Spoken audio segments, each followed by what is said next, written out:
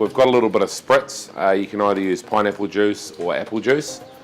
And we've come down, that seems to be holding temperature really nice, so it's still sitting around the 250 mark. You want to open the door on these, on all of your barbecues, as less as possible, but about every 45 to an hour, you want to check it.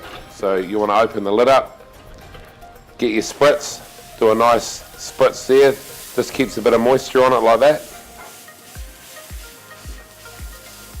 Give it a nice Spritz like that. Check your pork ribs like that. Give it a nice Spritz like that. Lid down. You won't have to come back for another 45 minutes to an hour. The good thing about not opening your barbecue often up and down, is because beef doesn't like to be spiked, temperature spiked that is. So you'll notice, like when I first opened the door, it was at 250 degrees, and now it's dropped down to 225, which you'll probably see that drop down to 200. So you're going to probably lose about 50 Fahrenheit just by that short term of opening the door like that.